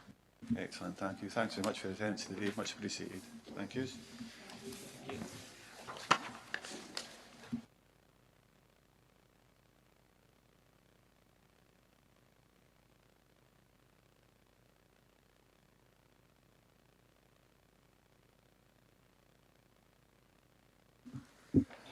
Thanks very much for that. I enjoyed that level of debate myself, members. Excellent questions, both in the room and online. Our next performance report is the Communities Directorate Annual Performance Report. As always, the support and Directorate covers a wide range of services that are available to our communities. Overall, there are 22 performance measures on track, with 6 outside acceptable limits and all projects on track with 1 on hold. I would like to congratulate the Youth Work Team on the publication of the 10,000 Voices report, which captured just under 2,500 young people's voices in Annandale and Eskdale. This, I have no doubt, will be very useful to our council, partners and communities, and including young people's views in their plans. It is also pleasing to read that we are bucking the national trend, as they say, at Anna Museum, with attendance rates significantly exceeding the national trends. I would like to thank the staff and volunteers at Anna Museum for curating temporary special exhibitions which have really engaged the community, and congratulate them on their success. It says that Stephen Herrick's here. There he is, Stephen. I see you, right, excellent. Stephen Herrick is here, he's online, and he's happy to answer any questions, is my understanding. Stephen, just before we do go, I should really give you the chance to, if you want to add anything to the report, any comments. No, nothing to add to the report, Chair. Thank you. Oh, thank you. I forgot to do that with the Scottish Fire and Rescue Service first thing. So members, it's up to yourselves for points, questions, comments, whichever you would like. Councillor Jimison, then Thompson. Yeah, I'll just echo what the Chair said. There's a huge amount of work going on, and it's really difficult work, so well done everybody involved. Page 74, 4.918, the low-level mental health and community project. A couple of things with that. One is we talk about an exit strategy because the COVID funding is due to finish in October. What are the next step? If this has seemed to be successful, what are the next steps? How do we carry that on? Secondly, what are the clear outcomes? And what do we hope to aspire? Do we spread it, or do we spread it horizontally so that all schools are involved? And secondly, do we take the next step? This is low-level mental health, and I think we're all concerned about the next step, the higher grade mental health issues that more and more young people and older people are being affected by, and particularly evident in schools, where 33% of young people need support from learning, and increasingly that's to do with low-level mental health that actually moves on to higher level mental health, which have much more serious implications. So there's 2 questions. What's next in terms of funding, and what outcomes have we had already that we can learn from and take forward? So, yeah, Councillor Jimson, yeah, so these points not covered in the report's obviously dealing with the performance in the last year and where we're going this year.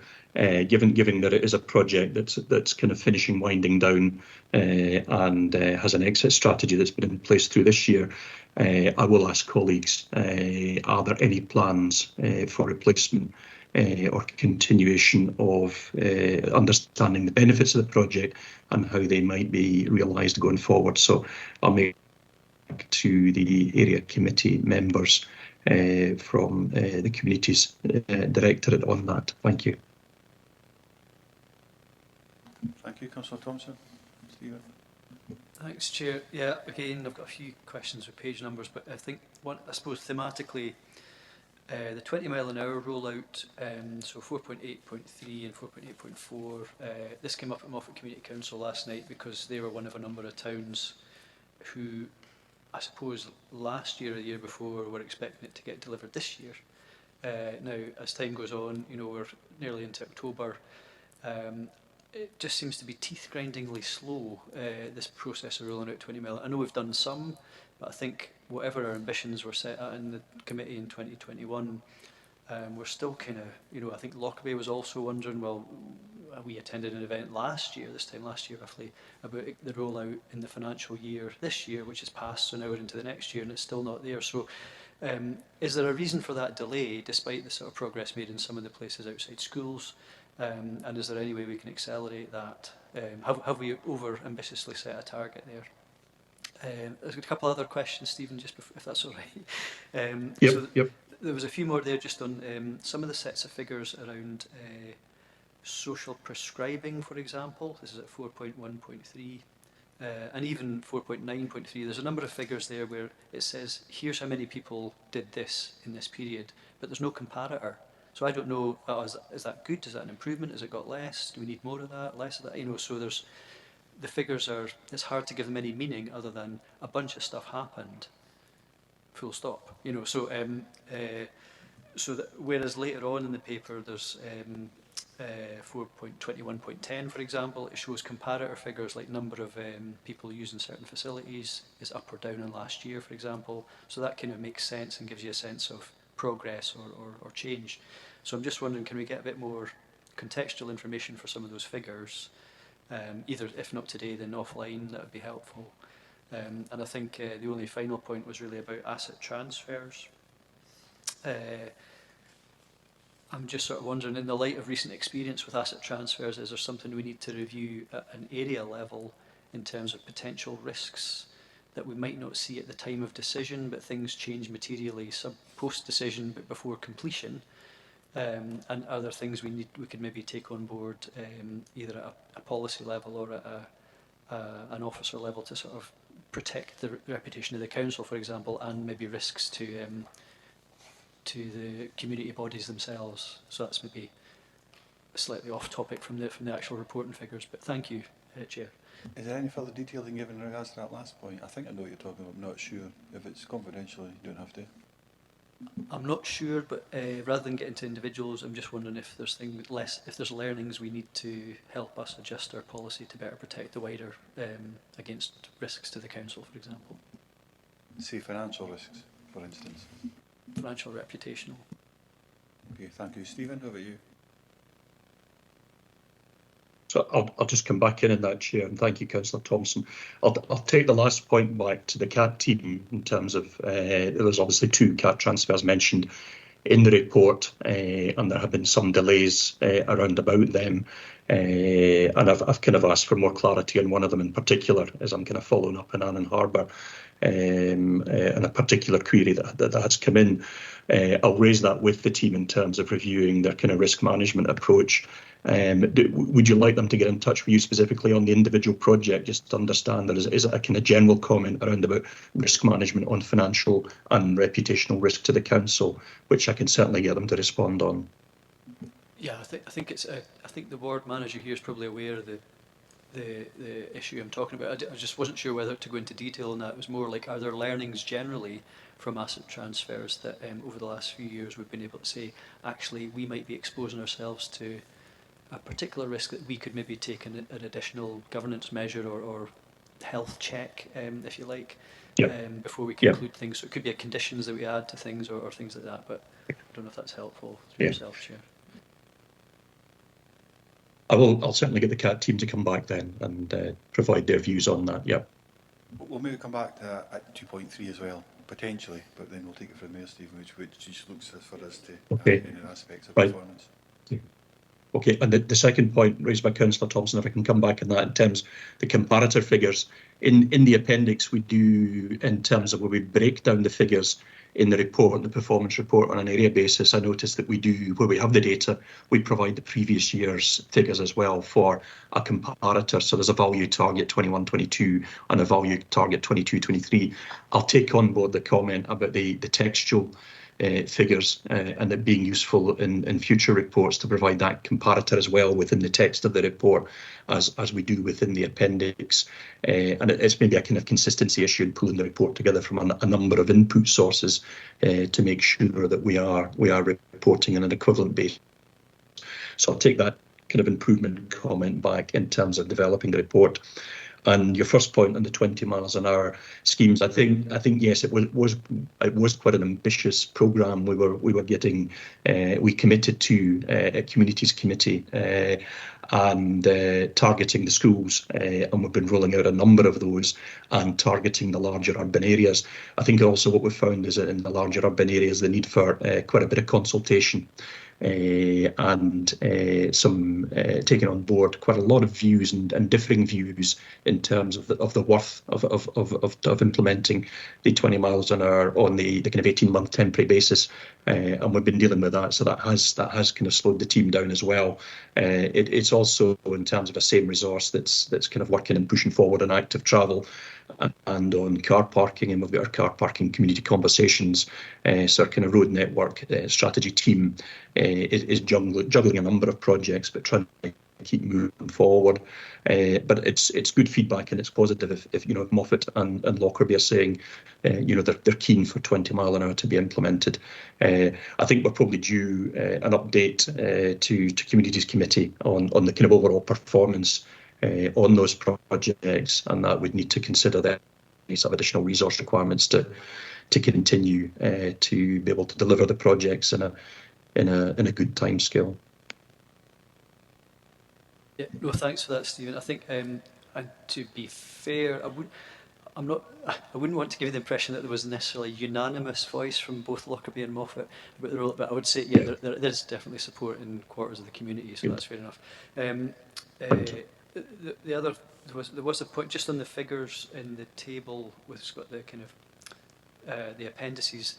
I think the issue is that for some of the years, well, 2021-22 year, some of the figures go from number of people attending youth work events goes from 1,890 to 28,793.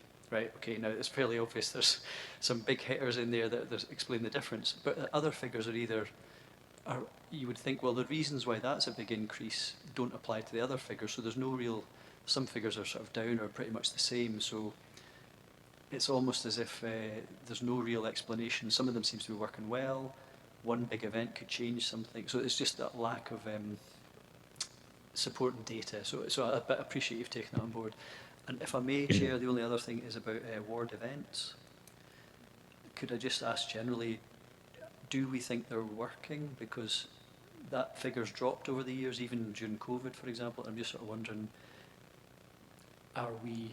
is that the best way we can go forward? I know we review this every sort of few years because we usually have to try something new or something, but there seems to be a mixed uptake across the region for them, and I'm just sort of wondering, is that something we're reviewing as we speak? Thank you.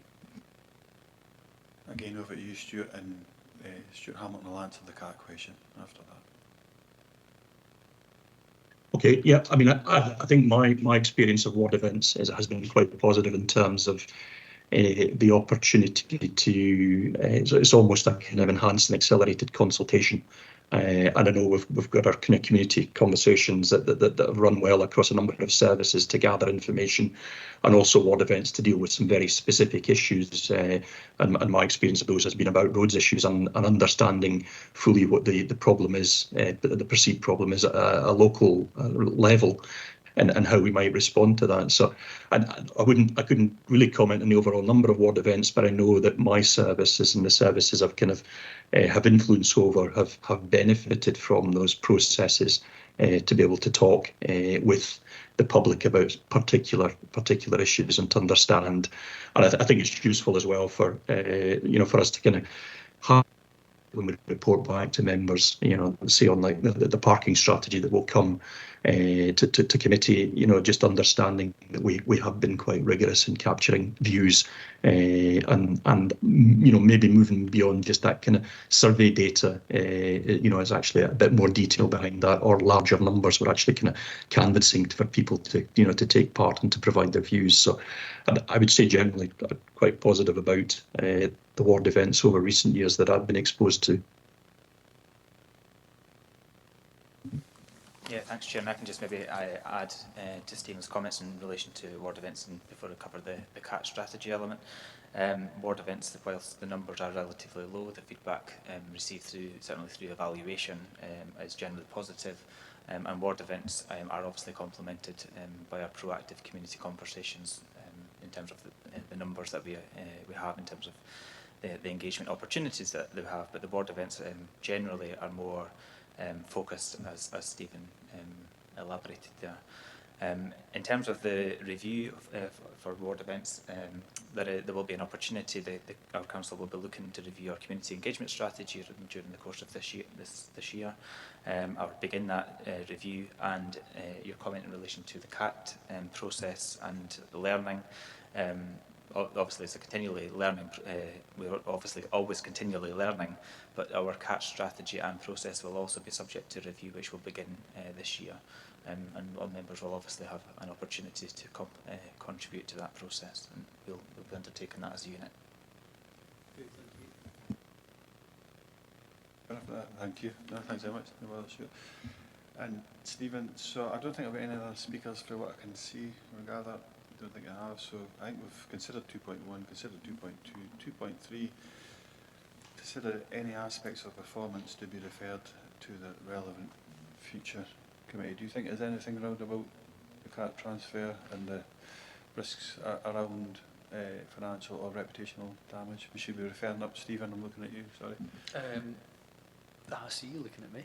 Yeah, but I think I'm satisfied, sort of comforted by the answer I've had from the officers, because I think if we're reviewing it anyway, I think obviously that assurance that it's continuous learning from the feedback, I think it was just really to highlight it, because there's a couple of issues that have come to light recently, so it's good to know they're getting taken on board. The only other thing would be that there seems to be a resource or an ambition or aspiration issue about the 20 mile an hour rollout, so I think we heard that it was an ambitious target and maybe the resources were stretched in terms of being able to fulfil that, so maybe that does have a resource implication that we need to feed back to the centre. I'm not sure, but that seemed to be part of the answer that we heard in terms of the delivery not matching the ambition for a number of reasons. So I'm just sort of wondering if that's something we'd refer back. But again, in the hands of members, that's just my view. So thank you. I think that's what our job is. It's here for that, so they'll always promote that and advocate that. And I'm quite content in regards to what Stephen just said. The only question I had in regards to 20 mile an hour was because Scottish Government's got an ambition. I think it looks to be a rollout across the whole of Scotland. Will it have an impact on what we are doing at all? Will national events overtake or supersede local events? It might or might not, Stephen, but it's, I do think we'll capture the 20 mile an hour thing in the recommendations, Stephen. Last bit. Steve. Thanks. Yeah, just if you want me to come back in, Chair, on the national picture, there's been a number of attempts over the years to bring in legislation to have that kind of that approach to 20s. It is still moving forward, but we're kind of jumping ahead of that in terms of a local authority introducing the temporary, initially 18-month 20 mile an hour limits, and then we'll move to kind of permanent limits. But we'll also, in time, I think the kind of regulatory position nationally will catch up with us, realise those benefits of lower speeds as early as possible. Thank you. Thanks so much for that, Stephen. That's answered my question. So the last part, Tracy, could you cover that in regards to, so Stephen's wanting to 20 mile an hour, that's been a lack of resources potentially being identified, that be referred back up as a performance issue potentially. Could you capture that? Thanks, Chair. I wasn't sure if you want to capture that as 2.3 to refer back, or whether you want to add a recommendation to note that you've been given the assurance by the officer that a report will be taken back to communities regarding the 20 mile per hour zone rollout, and that will be picked up through communities rather than referring it back if you've already been told the report's getting prepared. So we could note the assurances given that a report will be taken to Communities Committee regarding 20 mile an hour rollout and the Community Asset Transfer Review, and capture it that way, Chair. That's absolutely excellent, and you're in agreement with that, Stephen? Yep. Councillor Thompson, in agreement with that as well?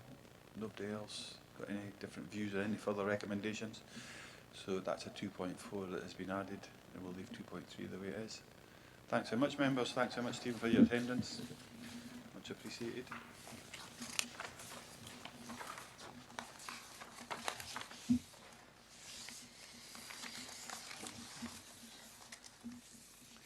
Item number 7. This report presents members with recommendations from the multi-agency Scone panel on applications which aim to tackle poverty and inequality across Annandale and Eskdale based on criteria agreed by members in May of this year. Before opening for member discussion, I would like to place on record the thanks of this committee to the Scone panel for their work, their hard work in particular in assessing each application against the agreed framework and making these recommendations before us today for consideration. Lead officer for this is Jamie Nicholson. She's in the hall to answer any members' questions or address any members' points. But Jamie, before we go into that, have you got anything you'd like to add or bring to our attention? Yes, Chair. I'd just like to highlight some corrections that we actually have for the report. So apologies, there's a couple of numerical errors in the report that was picked up once the papers had actually been published. I'll highlight them now so members can consider that in each application, and then we can clarify it again in a minute, if that's okay. So the first one is the Lockerbie Old School. The recommended award was actually the 1,560, which is 75% of their request. So we'll see that in the report I had it as 3,750. The next one is the Canonbury Public Hall. The recommended award was £224.55 rather than the £244.55 as well. And the last correction is actually in paragraph 4.4. The figure highlighted was actually calculated using the requested amount rather than the recommended amount. So therefore, should members agree to recommended awards, the actual total figure remaining of that is £14,240.21.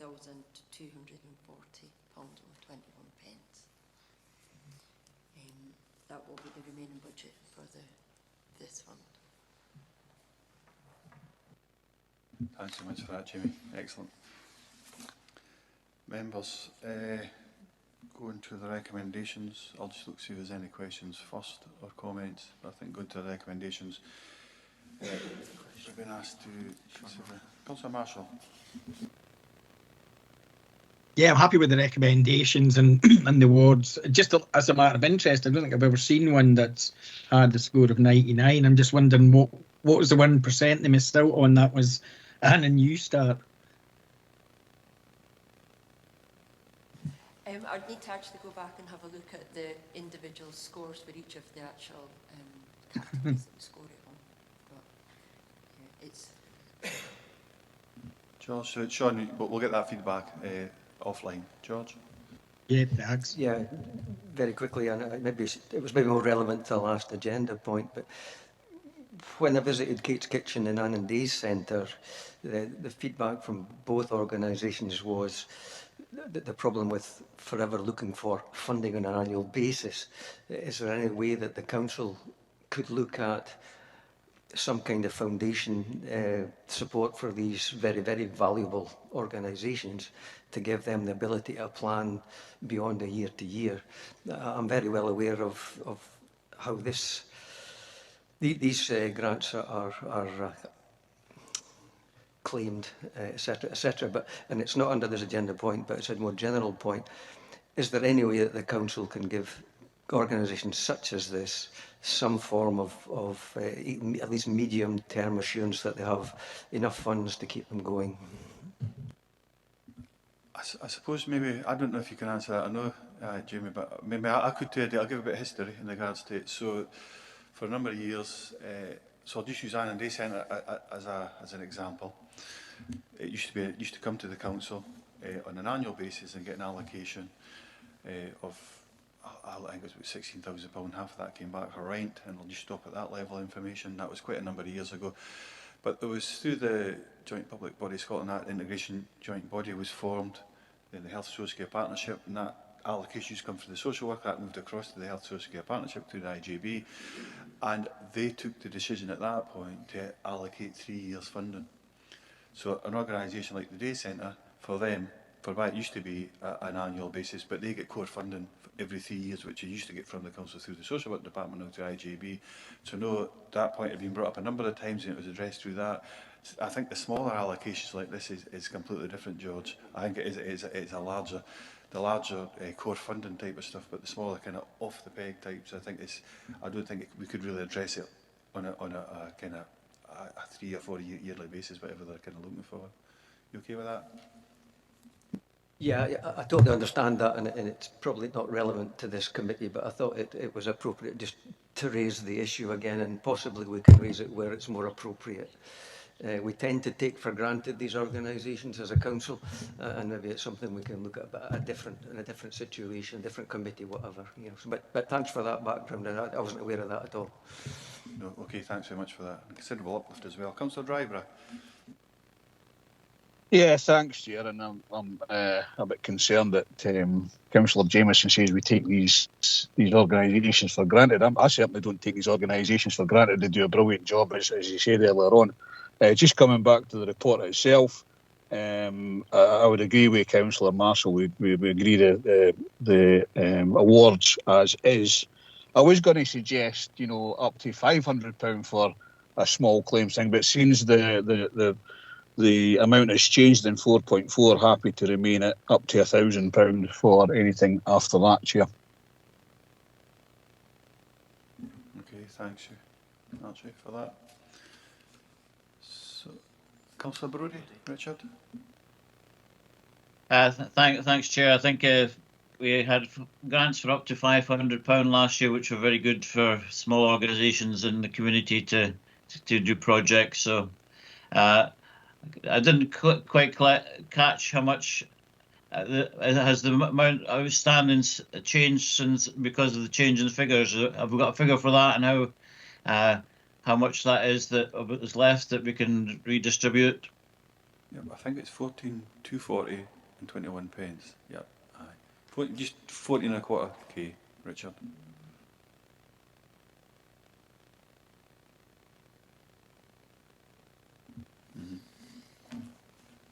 Richard, so what we'll do, we'll just go through the recommendations to make sure we're addressing everything. I think you put forward a proposal, Archie, but it's consider the application. There's 2.1 to consider the application summary and the scoring panel's recommendations are set out in Appendix 2.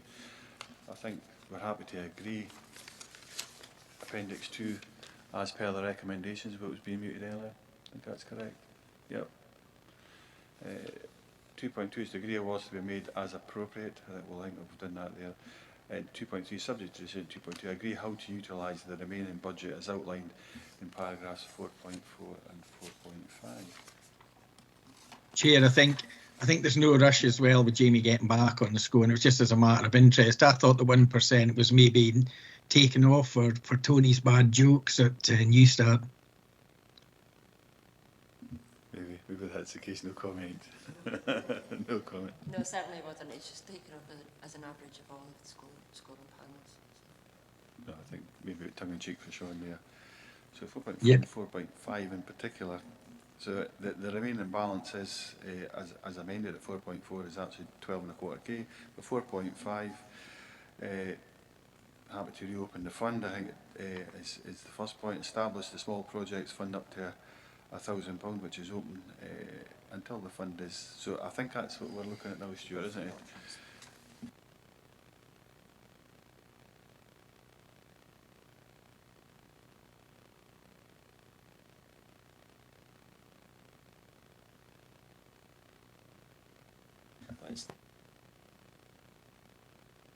Yeah, so we've got three options there, as Stuart just reminding me, and that is to reopen the fund for applications as per previously, or the second point is to establish a small project fund up to £1,000, which is open until the fund is fully committed, with any balance being carried forward for a future year. Delegate decision making to lead offset by in liaison with the ward members. I think we've done that historically. Or 3 is carrying the remaining balance forward for a future year. I'd like to roll that one out straight away if we could. So it's 1 or 2, probably 2 for me, but open up to members for what their thoughts are in regards to this. They're happy with it. Chair, if I can come in, sorry, it's just to say that I would agree with the keep up to £1,000 until the fund is actually spent out. Excellent. We've captured that then. You got that as well? Yep. That's us and members in regards to that. We've made that. Those 3 decisions. You've captured that okay then as well. Right. And Tracy's got that. Excellent. Thanks very much, members. Thank you. Thanks, Jamie. 8 members. As previously advised, this item has been removed from today's agenda. Our council is aware that Lower Burn Housing is currently reviewing its development programme, and while still committed to its Langham Muffin development project, there is no urgency for this decision, so therefore been removed. The right thing to do. Thanks so much, Stuart. Moving on to our next report today, which is item number 9. This is in relation to the proposed lease of common good land at the public car park in Moffat. Colin Freeman, I think, is here. You'll be online, Colin, because I don't see you in the room. I see a CF there. There you are. Good man. Colin Freeman is here. He's on Teams. Any members got any questions to address? He'll be to address any members' questions. But Colin, just before I do, I'll give you the chance to either come in, add in, or speak to the report. It's up to you. Thank you, Chair. Nothing further to add to the report, and happy to take any questions. Thank you very much. Councillor Thompson, you're first. Thanks, Chair. No, I welcome this report. It's good that it's come before Area Committee. Obviously, we don't have a Moffat Common Good subcommittee, but just sort of speculating forwards, if this is potentially going to generate a rental fee of £5,500 per year, that could be something that either this Area Committee or in future years potentially a Moffat Common Good Committee might want to consider dispersing for projects in the local community, although that's maybe for a later time. I just wondered, will there be the sort of expected sort of stake in the ground type thing where we notify and get feedback from the members of the public for the, you know, to allow people to make their comments on the use of, or the change of use of common good land in terms of a lease? So I'm just sort of wondering, as a result of this maybe being heard today, will we be able to actually get that assurance that the members of the public have had an opportunity to feedback their views potentially on this project? Thank you. Thank you, Chair. Thank you, Councillor Thompson. Members of the public will have had the opportunity through the planning process to comment on this proposal. Essentially, in regards to the common good, the car park will remain a car park, therefore there is no change of use, and as a result there's no requirement to have a Section 104 consultation. So I hope that answers Councillor Thompson's question. Yeah, no, thanks for that. And I think it's one of those ones where we're not required to, but I'm just sort of recent memory about McGerrow car park in Lockerbie. We might not have been required to do some things there, but we managed to somehow not quite get it 100% right in terms of the community. So I'm just wondering if there was a lesson we could have learned there. I don't think this one's as particularly controversial because there's already charging points in that in the car park. But yeah, I just wondered if there's any comment on that in terms of we might not be required to, but would it be good practice to at least allow that opportunity from a common good point of view? Thank you. Yep, thanks, Chair. Thank you, Councillor Thompson. With regards to getting it right, I see no harm at all in going back to our colleagues in legal and going through the finer detail in terms of common good law, in terms of can we instigate a Section 104 in a view to getting it right, to make sure the public do have an appropriate opportunity to have their voices heard in regards to this proposal. Yeah, no, thanks for that. I mean, I wouldn't want to unduly delay the project. At the same time, it's just is there a way that we can maybe factor that into future things? I know. Otherwise, I would welcome this going ahead. Thank you. Thanks, Stephen. Thanks so much for that. Well, Councillor Davis, and I've got a question for all Annandale North members, which I'll come to in regards to a common good subcommittee. Lynn, you come in whenever you want. Councillor Davis. Hi there, sorry, I just had a problem with the camera there. No, I was just asking about the charging bays. Has there any information, will these be rapid chargers? Any information on that at present? Obviously, if it, it's approved, I just wondered if there would be rapid chargers, because the ones that are there at the moment are just a 7 kilowatt. Thank you, Chair. Thank you, Councillor Davis. At the moment, we don't have any detail as to the specific type of chargers, but what we are in continuous liaison with Tesla, so that's definitely a question I can ask them and feedback to members. Good, I'd appreciate that. Thanks very much. Thanks for that, Lynn. So have Annandale North members got, because I'm only asking this because Stephen brought it up, and I know you're obviously aware of Lochmaben and Lockerbie and Lochmaben Common Good. Annan's got Annan Common Good. But if that, obviously you've highlighted there's got to be a fund there, it'll be created through time. That'll be for dispersal, I would imagine, for the better interest of the local inhabitants of the Moffat area, I would think. Is it something that, in your view, we should be bringing forward as an agenda item, is what I'm thinking, in regards to a common good subcommittee? I'll ask Stephen, then Caroline, and then Lynn. Stephen? Thanks, Chair. I mean, I wouldn't want to just do it for the sake of it, because obviously we've still got, it's still to go ahead, and until there's money in the bank, I suppose we can't really disperse it. But I'm just wondering how best to do that, because at the moment we can do it through area committee, so we might not need to. But I'm aware that there's a number of common good assets in Moffat that are of particular community interest. Ever since we discovered what those assets were, so I think common good subcommittees are often a very good place to actually get sight of what common good assets are. I know Anne and Lochmaben, we now know we've got a much better understanding of what the assets are and what service level agreements relate to them, for example. So that's particularly helpful, and it might bore the pants off everybody else in the area committee if we dealt with it all here. So, but I think maybe we should keep a watchful eye on it, and maybe come back to that when in an appropriate time. But I don't know what my colleagues think. Thank you. Chair, can I come in on that particular point? Asking Actually, the I think Caroline's coming in as well, so if you don't mind, it's just to say, Chair, that there's already a survey out for councillors which is asking the same question I would on imagine area that, committees. is that a broad question in regards to common good committees across the Yeah, council? there's actually a specific question in the area council survey that's actually going out at the moment. Okay, thanks very much for that information, Archie. Stephen, then Caroline. Yeah, no, just before Caroline comes in, thank you, and sorry about that, Caroline. But no, I appreciate that, Archie. I have actually completed that questionnaire. It's just that at the time, it's only really today that we're seeing that potentially Moffat might need to consider common good fund distribution. Thank you. That's it. No, that's it. And it is only that it's been inspired by yourself saying that, and it is only to try and gauge a view. So as agenda set and so on and so forth, when it comes to the appropriate time, I thought it might be the point to actually bring a report forward in regards to a Moffat common good, but only for support from local members. But Caroline, if you've got a view. I would just agree with Stephen. I think if there's an appropriate time to bring that forward, when there's funding available for dispersal, I think that would be a good idea. Thank you. Excellent, thanks for that, Councillor Wilson. And Lynn, Councillor Davis. Yeah, I would agree with Caroline and Stephen on that. Definitely, they'll have the same view. Excellent. Yeah. So, thanks very much, Lynn. So we'll keep a watchful eye on that. So at the appropriate time, if it's relevant, we'll keep in touch and make sure that report comes forward if required. Yep. And we'll maybe capture that in a minute, if that's okay. And then we can follow that. It's not within the recommendations. So I think we've been asked to note the area to be subject to the proposed lease as shown in the appendix and consider and agree the proposed terms of the lease as outlined in paragraph 4.1 to 4.4. And Stephen, you had a proposal earlier, I think. Would you still agree? I think was it? Yep. So I think everybody's in agreement with that. Okay, excellent. Thank you very much.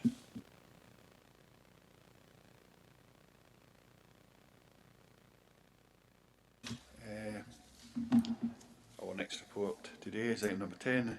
It's regarding the naming of the new road at Mossfield, Lochmaben. Charis Coulthard is on Teams to answer any members' questions or to address any members' comments. Just Charis, if you've got any comments first or anything you want to add in regards to the report, then I'll go to members after that. Thank you, Chair. No, I've got nothing to add to my report. Thank you. It looks fairly simple in real terms, but you've been asked to agree Robson Park as the preferred name for the new road associated within the development as detailed within the appendix. Members, Annandale North, I suppose in particular. Caroline, you want in? I wasn't actually wanting in, but I'm happy to agree with the recommendation. I've lived in Lochmaben all my life, and that's what that place has always been referred to. So, thank you again. Was it after a particular person? Stuart Robson came to my mind when I seen it, but maybe not. So related to the same people, which I've knew historically for a number of years, but obviously there's no connection. I don't think I need to declare in regards to that. I wasn't involved in this at all. Councillor Thompson, were you wanting in there, I think? Yeah, no, I think my initial concern was as long as the community is allowed to express a view in it, but I think everybody's quite comfortable with it by the sounds of it, so yeah, thank you. Thanks very much. Lynn, Annandale North, I think it's fair to give you a fair shot with this one. Yeah, I'm happy to go with Robson Park, based on what Caroline said. Obviously, because she's got local knowledge of that. Yeah, absolutely fine. Excellent. So that's agreed. Thanks so much for your time, Janice. That's excellent.